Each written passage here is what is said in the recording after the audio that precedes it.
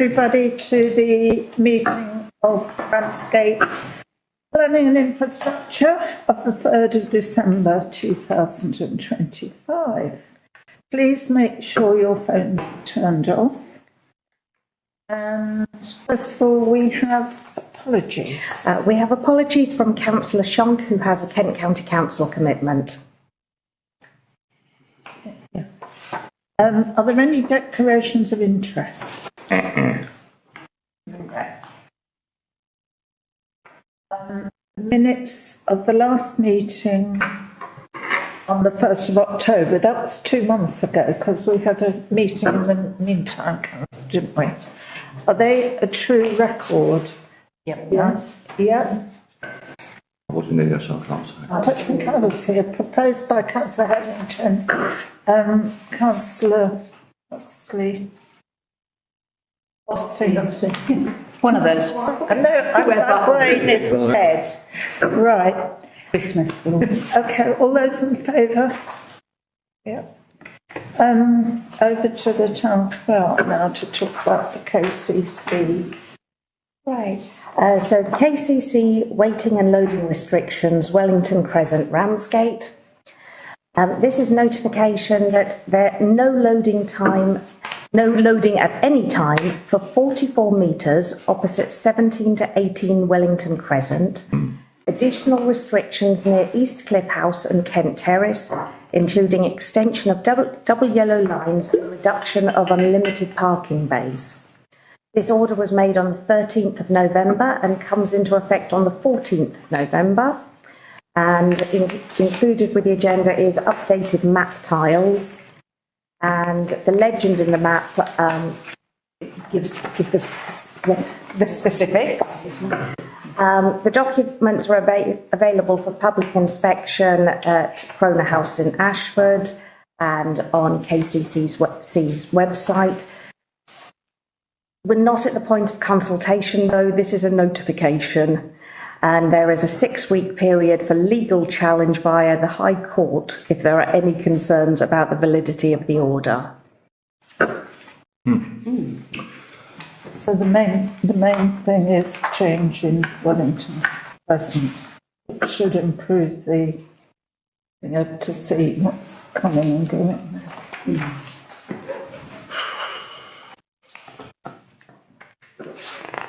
Are there any comments on it?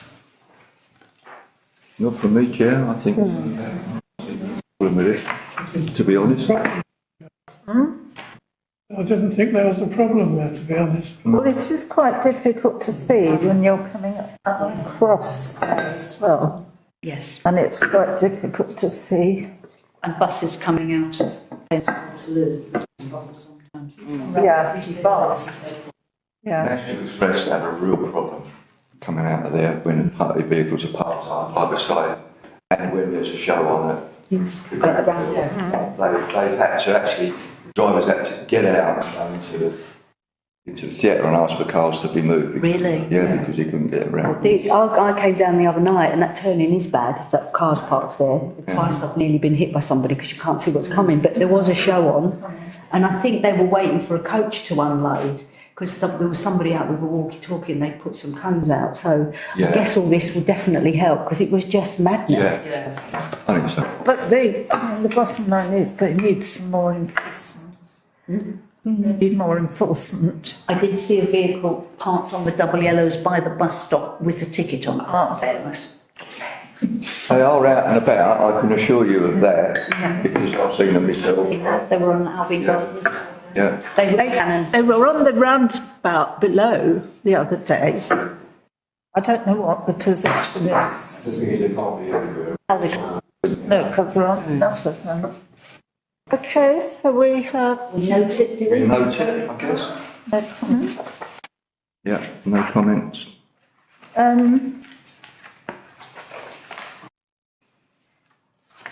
What about the other maps? Yeah. One's in Margate. Oh, they're Margate, right. The Highways Improvement Plan. Thank you. So this report seeks to provide an update on various matters and there are some questions. The original Highways Improvement Plan contains over 100 items, and some of those in themselves are groupings.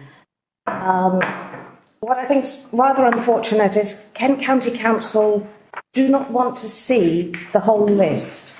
They only want to see the top 3 priorities. And I have said, keep the whole list, because if ever there's funding or Section 106 money, you've got a list of ideas to reference. But no, they're quite adamant that no, the plan itself will only contain the 3 priorities that we've given them. We've had an online meeting with KCC officers, and County Councillor Mole was present. And following that meeting, the plan was updated, and you can see the notes within the plan. But the gist of it is that Dumpton Park Drive, it had been planned that there would be a temporary or portable speed indicating device, the type where you would use it in 3 different locations, and we'd identified a 3rd location being on Hearson Road. But actually KCC have decided that Dumpton Park Drive is suitable for vehicle activated signs, which are permanently in situ. And included... Like the one on near Tesco's, there's one coming back into Ramsgate, isn't there, that goes 30, sorry. Yeah. Yeah, is that, is that to be funded by KCC? Yes, that is the win on this one.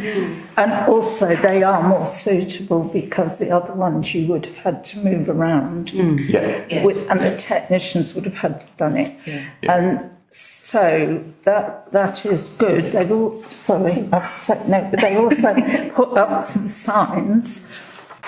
They put one the wrong way round, but they have since changed that. Can I ask, Jerry, is the vehicle activated one similar to the one that's sort of by Tesco's?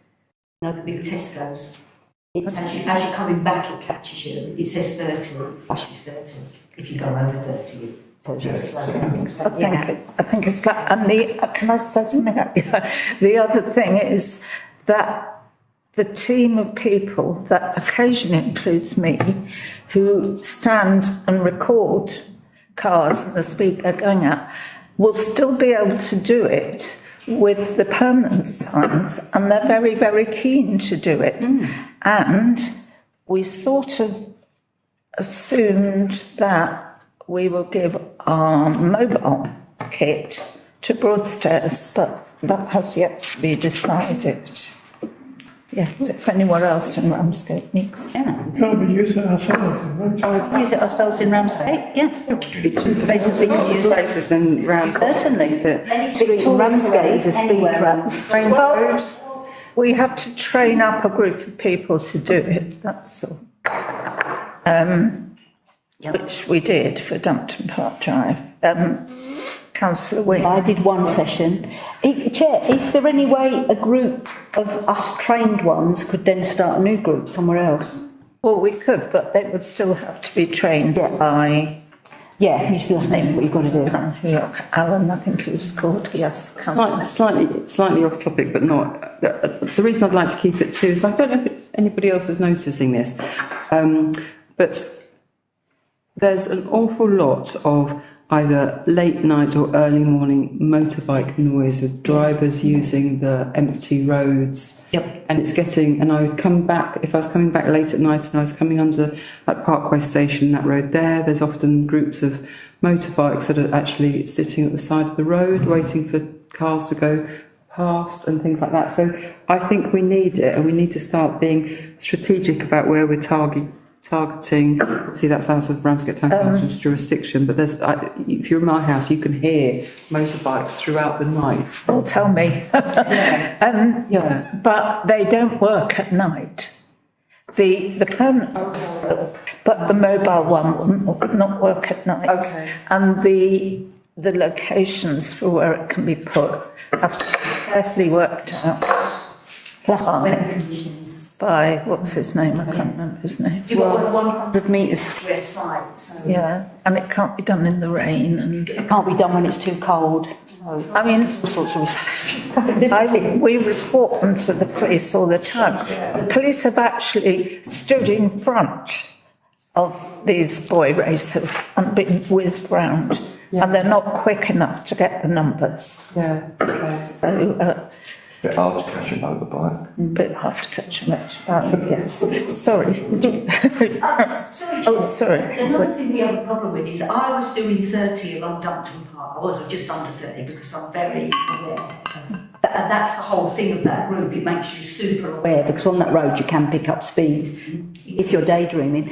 But I'm doing about 25 and all of a sudden 2 electric bicycles go straight past me. I was just so shocked on the inside. They just went straight past me at speed. Police cannot do anything if it's got pedals, they tell me. Oh gosh. But we have to obviously lobby for that. And they should be wearing helmets as well. I was so shocked. Yeah, I think, I know the government are looking at it because they're talking about that the electric bikes will need insurance. Yeah. And they're probably going to be taxed as well, to try and make them as safe as possible and for them to be kept under a certain speed, I think. At the moment, they can't if they've got. But a normal racing bike do over 30 miles an hour Yeah. on that. Yeah. So, you know, but the electric ones would do 50. Yeah. Okay. Bonkers if you're going there. You hit something, you're in trouble. So in relation to the vehicle activated signs, Kent County Council have identified that where they want to place one of them would require double yellow lines to remove some parking from Dumpton Park Drive. But we've written, and Councillor May Concern has hand-delivered letters to the affected residents who would have double yellow lines outside their house, and all of them are in support of this. So that's been relayed to Kent County Council. And I believe that Kent County Council want to implement this in the current financial year whilst the budget is available. Good. To generally, we're asked for signage to say that it's a speed watch area, so that even when speed watch is not taking place, it will hopefully put motorists on alert that they could be coming up on the speed watch scheme. Could I add something into that? On the signs, it also says camera. Now, there is no camera unless the police come along with their camera. And they're doing that quite a lot, especially when we're out doing the speed checks. They like to come along and join us with their camera or an hour beforehand. So, and they caught one guy without insurance and a carload of drugs, so it was not a waste.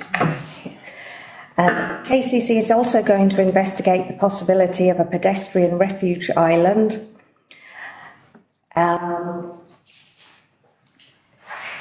With regard to our second priority, which was the town centre,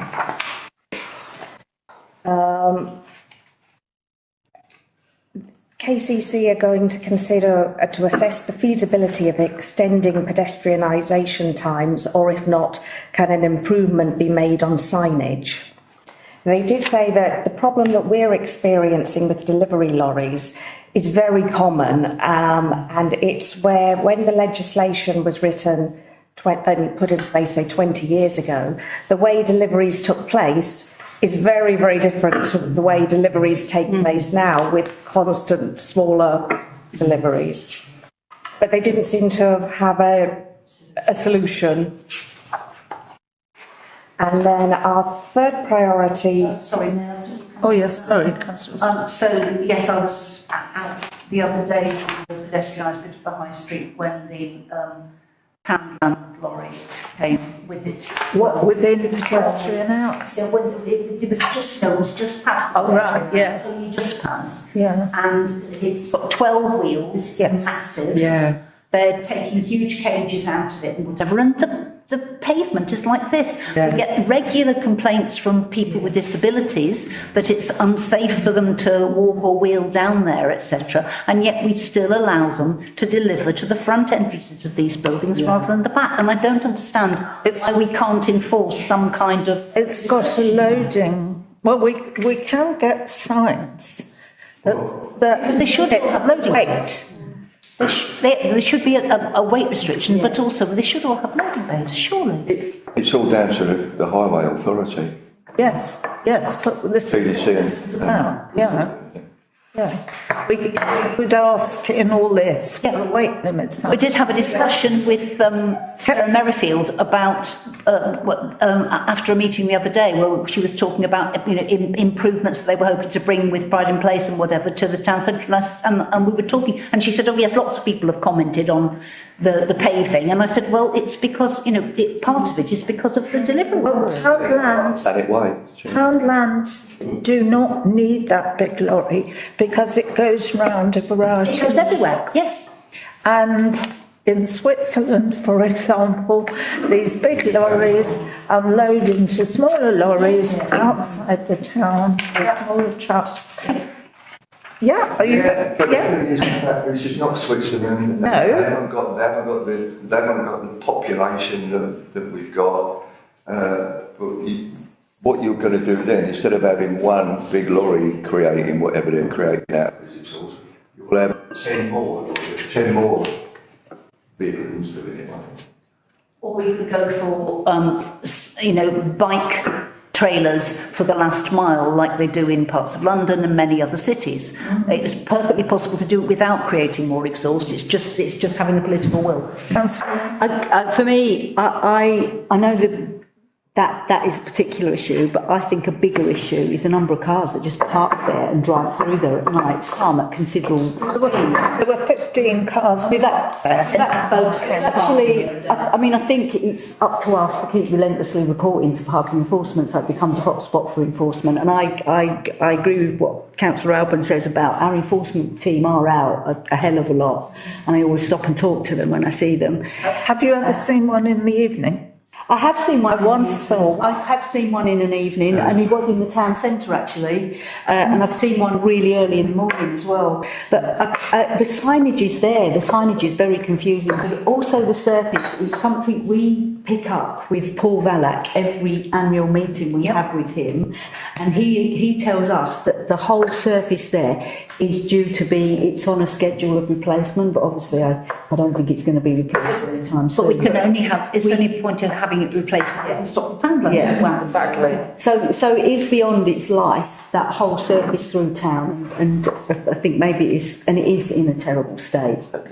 Anyway, that's not on the Highways Improvement Plan at the moment, much as we would like it to be. That's okay. Our third priority, the umbrella expression, is safe crossings and access routes to schools. And the first area to be looked at was railings outside the gates at St Ethelbert's Catholic Primary School. And KCC are going to see where the railings can be extended to protect children from using the footway. So those are the updates on our three priorities. KCC have... How long have we had those? How long have we had those priorities? You've only been doing this particular form about a year. Yeah. But they were on the last form. Sorry, Councillor. No, I was going to ask something else about these priorities, but I think you're halfway through on you can't tell us. At the meeting with KCC, and it's not one of our priorities, but I think it's something that KCC officers have identified could be not quick wins, but I think they think are feasible projects. And they've asked us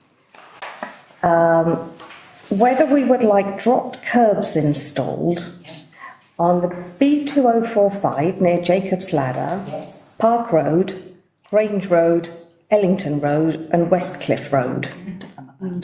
Yes, we've nagged at them these. about it when we've done, yes, please. Yeah. Sorry, I would say why wouldn't we? Yeah, that's what I'm thinking. You know, for Yeah, The only problem, disabled yeah, the only problem I have, parents with pram. Councillor Austin first. What we need at Jacob's Ladder is a crossing. I was going to say that. They know that. They know. We know that. But at least if we can get some drop curbs, that would be a help, because at the moment there's no drop curb on that road from St Augustine's down to Leopold Street, which is just ridiculous. Is it Doing. So we brought up the crossing at Jacob's Ladder and it's a really dangerous place to cross. So it worries me that if we put a drop curb on, we're actually encouraging disabled people to cross at a dangerous point, because it really is bad even if you're not disabled. And when we looked, the only way you can get a crossing in, because I think you've got to have a certain length of pavement, at the moment you've got the entrance to Nelson Crescent and the entrance to Addington Street, and we reckon that if you remove the entrance to Nelson Crescent, so you have to come into Addington Street and then turn into Nelson Crescent, that would give you a length of payment to put a crossing across. So are you wasting money to put a drop curb there if you're going to fight for a proper crossing, which would be the safest thing to do? Well, I don't think we should say no to all these drop curbs anyway. So we should go with that, and then we'll add that to the list, which they are not interested in having, but they will get anyway. And there's a barrier outside the little seaside town. Comes in the high street, doesn't it? Yeah. Which is quite important, because that is actually opposite where Poundland's lorry goes. Yeah. Councillor Austin. I had understood, and obviously I've misunderstood, that a 20-mile-an-hour limit in the town centre was part of this town centre priority for us, but it's not listed there. Is that, I know it's something we've discussed endlessly and we have banged on about to KCC, and they started off saying no, not at all possible, and now they're saying maybe. So, but it isn't on this list. So with regard to the town centre, the KCC said, before we can do anything, you need to tell us what the problem is so that we can consider what it is that we're answering, responding to. So we did a public consultation, and all the feedback from that, which included speed, has gone to KCC, that body of evidence to say there is a problem. This is what residents and businesses have raised. This is what we want you to consider and come up with proposals.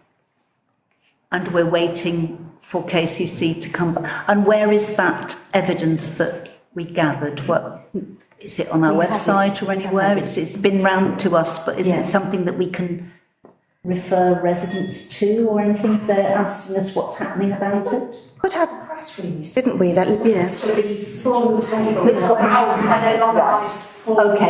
response. Okay, great. Okay, Councillor.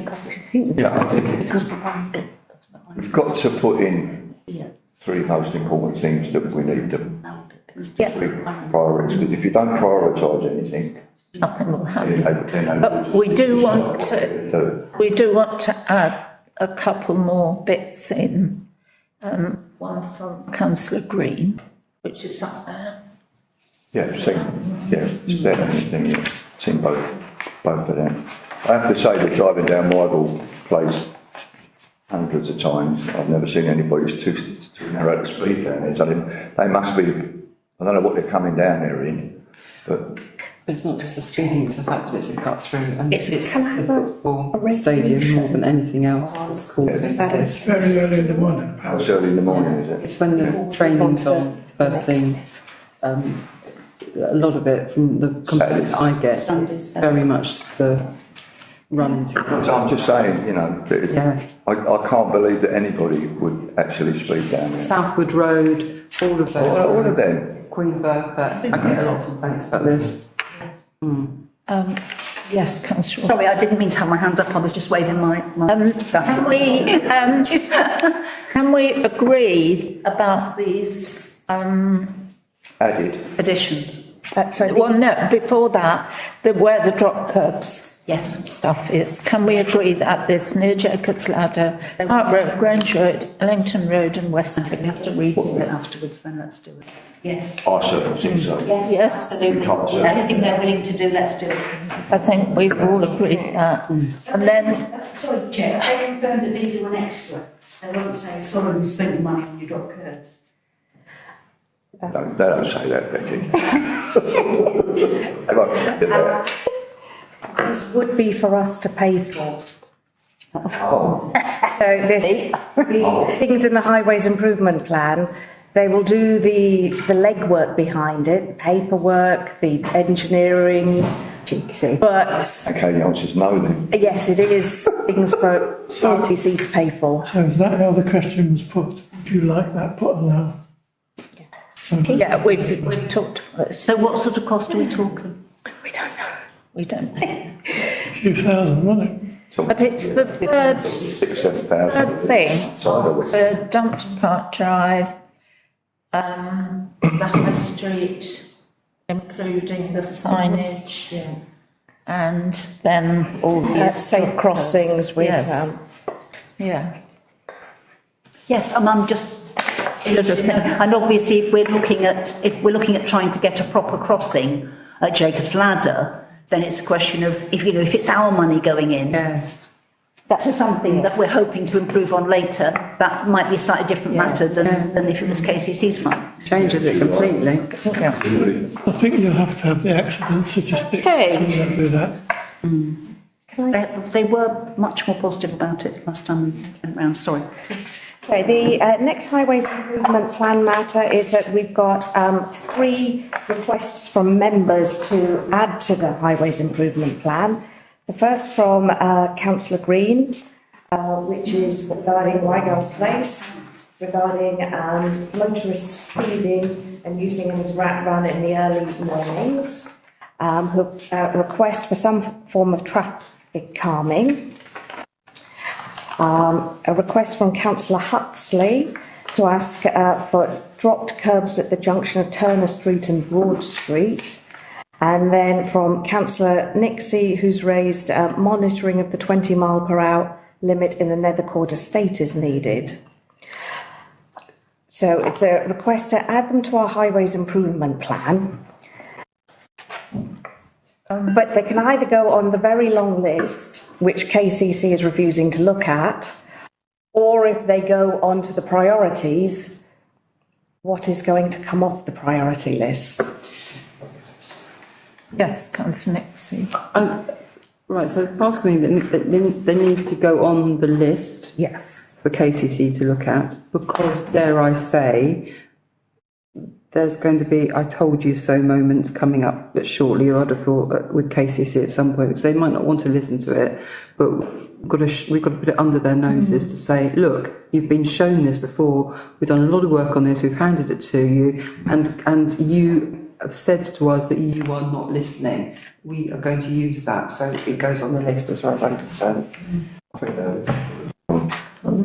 Yeah. The motorbikes business, I can assure you, that is everywhere. They use Dumpton Park Drive as a racetrack. They use the car park as part of But motorbikes using the quiet roads in the early hours means. But this is the early hours. But I meant, Yes. it wasn't my ward, I'm just saying. Yeah. Across Ramsgate, so it's something that Yes. needs to be considered, because if this is affecting everybody, then it's something that needs to be monitored. You know, it's got to go on the list. Yes, okay. Councillor Wing. It worries me, because are we cross-referencing this to the crash data, the police crash data? Because how do we know that, I agree with dropped curbs, we should have loads of dropped curbs all over the place, by the way, and I do agree that Nethercourt 20-mile-an-hour scheme, we desperately need to review whether that was a good spend of money. So I think we definitely need to do some kind of survey of residents, because that will better inform us if we're going forward on another 20-mile-an-hour zone. But I struggle when we identify individual roads, and I'm not knocking you, Councillor Nixie, because I could probably name 10 in my ward that are desperate for That's a single road though. well, it's And then estates. And the Ramsgate, there's not a single road in it. I'm sorry, but what I'm saying is if we're going to add something to the list, then we need to evidence that it's worse than other roads. And I think we need to look at the crash data that exists on certain roads. Well, the police are very aware of this motorbike thing, because we've talked about it at some of their surgeries, but they don't know what to do about it either. No. I mean, Netherport could have our mobile speed checking thing, but it's no good at night, which is when you say is the main problem. No, it isn't. You're mixing the two things. Let's look at this. Monitoring a 24-hour speed. In the early hours. Right. Motorbikes, different issue. Are using quiet roads in the early hours as a racetrack. That looks like it's written as the same place. It isn't. It's two very, very different Okay. bits. Right, so they're separate. Yes. Oh, right, I'm sorry. It's Ramsgate area. I'm talking about the motorbikes. Nethercourt Estate is a... Oh, I'd misunderstood that. I know. Sorry. No, I'm trying to explain this We to people. get another court estate team to do the speed watch. Yeah, why not? Yeah. Ramsgate wide That's for that. motorbike watch. Okay, well, we've got the equipment now, which was given to us, by the way, by KCC. So, yes. Chair, I'd like to make a proposal, please, Chair. We can go around here all day, depending if it's a one-way or whatever it is. I propose that we note the information within the report, and that we accept the proposals both from Councillors Green, Huxley and Nixie, and we consider that the crossing at the B2054 should be a priority. That's my proposal, Chair. Okay, I'll second it. So what will happen with those proposals? They'll go on a list and Well, KCC have got to investigate the feasibility of them, so we will put them to KCC. but they won't be our top three. So they won't, I mean, I remember them originally saying they would look at one scheme a year for free. Very generous Yes, of the them. Martin Drive is done now. That's off the list, right? Well, it's not quite done, but we still need a crossing there. So we'll never get any of them done. Is that what you're saying? We will, in the fullness of time. No, we won't. Why put them on a list if they're never going to get done? It just means that we've recognised the Yeah, because otherwise you're ignoring problem. I'll second the councillor. It comes up. Councillor Alban list. Yeah. And maybe when the unitary authority comes along, that would be a different issue, different regime. Can I just say, I think it's important to have a list. Yes. Even if we're not here. Yes. Because it means that whoever takes over from us, or in whatever shape, form, they've already got a list which has been prioritised. So I think they should go on the list, and I would second Councillor Alban's motion. No. If you can, All those in favour of putting these things on the list, so it's everybody. So we'll add this. fucking things out there, would you? We said that the crossing is a priority. It depends whether that's a priority over the crossing in Dr. Park Drive or a priority over the town centre. No, it probably sit behind the priorities that we've already got. That's my understanding of it.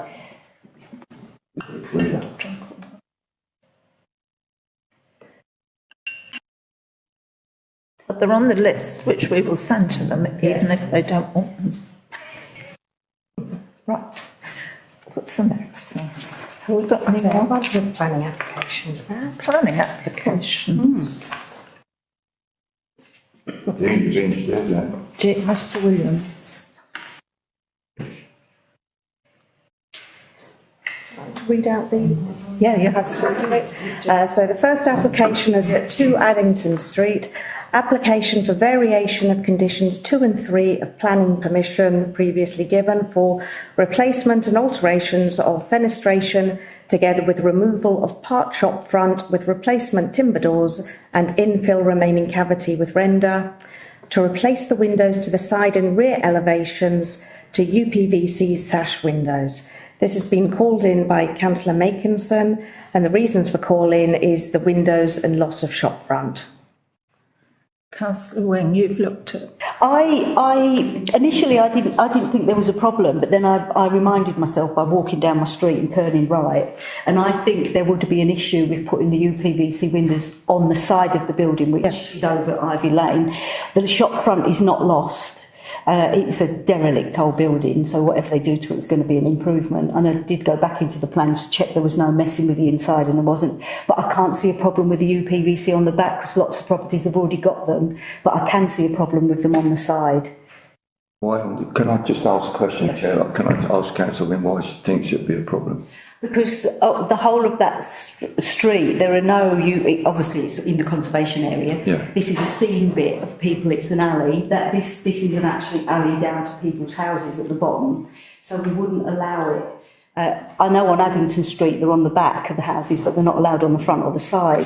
So I just think it's in a historic area and we shouldn't be having UPVC on the side of the building or the front of the building, anywhere that is on public view, but on the back is absolutely fine. Yeah. I'll come back. If you read what it says here, that the rear elevations, to replace the windows to the side and rear elevation to UVC sash windows, and anybody walking by them won't know they're UVC. And I don't really think that that's going to cause. I'm absolutely certain John Walker would. Well, yeah, well, that's not everybody's John Walker, are they? I don't think we should have the standard straw. No, neither do I. I think I know that's derelict, but If you go down Ivy Lane, all the little cottages have got wooden sash windows. Yes. And that's their front doors. yeah. I just can't see the planners refusing it, but that's just Well, let's just put it as a proposal then. Yeah. Councillor. What tends to happen is that once we've got one, of course, the people will then be able to say, and at the moment we have a beautiful set of cottages there with all the original features, and this is the sort of thin end of the wedge. But it doesn't set a precedent. Well, it tends to be dealt with when you go to speak at planning. One of the issues that tends to come up in my limited experience is, well, we've already got it at number 42, so etc. Yeah, but that doesn't necessarily mean that it will get approved anyway. But anyway, you have a proposal, I think. We propose that all windows in publicly on the side and the front should be in keeping with the conservation area and BBC, surely. Yep. I'd second that. Yep. All those in favour? So that's carried. Is that an abstention? I'm against. Yes. Only calls that I called it in already while you were away, and I can't remember what Second one. we both had it. The second application is a one Crescent Hill, change of use to single dwelling to one bedroom flat, one 3-bed masonette flat, including erection of 2-storey rear extension with roof terrace, installation of one roof light to rear roof slope, extension of basement and installation of one light valet rear, reinstatement and replacement of windows, installation of 2 windows to side elevation, erection of metal railings to front and rebuilding of rear garden wall following demolition of rear extension, called in by Councillor Alban for reasons of impact on neighbours and conservation area. Chair, I just don't knock it all down, building a house. Yes. You know, I can understand, see, you know, when you see what it's like. But I just wanted to see those multi-pane windows. It is quite major work they're doing. It needs major. Yeah. Right, well,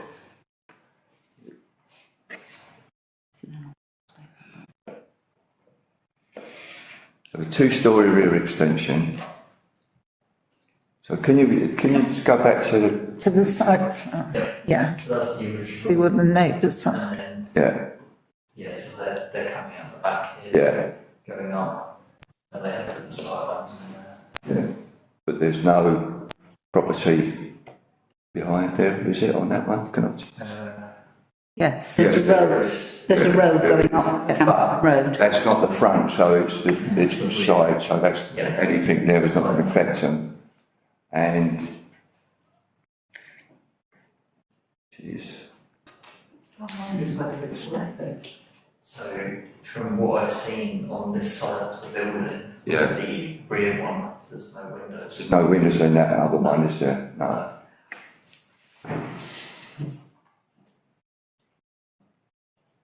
I didn't look and see if there were any objections to it. I usually. Be a delivery driver for that building site. I think probably any local residents have been quite happy for this work to take place, to be quite honest. Although it sounds a lot, but I think they would be quite happy. Yeah, So, it has been for a long time. I think overall, I wouldn't object to it at all. So, have we got a proposal for no objection? Seconded by councillor Hetherington, so we're going for no comment on it.